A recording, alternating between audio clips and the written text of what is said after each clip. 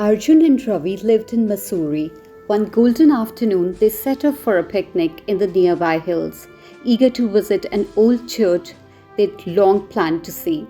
They walked along deodar-lined paths, carrying sandwiches, wafers, and a flask of steaming coffee. High above the town, they reached the church. They felt very happy.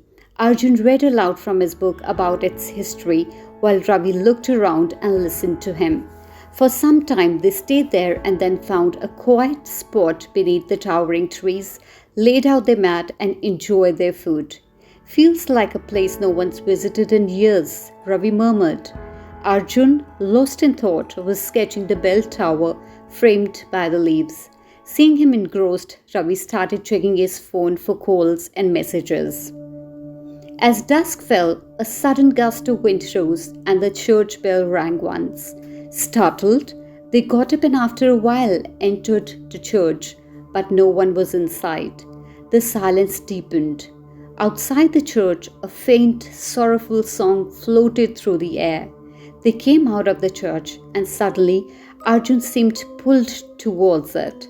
Ravi grabbed his arm, but Arjun slipped from his grasp and vanished without a trace. He was gone. Shaking, Ravi took to his heels, but unfortunately, Arjun never returned home. Years later, drawn by Arjun's memory, Ravi returned to the place where they'd picnicked. The old church was no longer there, only trees and silence.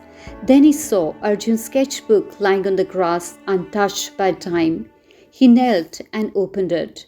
On the last page was a new sketch, his own face, staring back at him. But he had never posed for it. He turned quickly. No one was there. The wind stirred the deodars. A familiar gentle voice called his name. Ravi smiled faintly, clutching the sketchbook.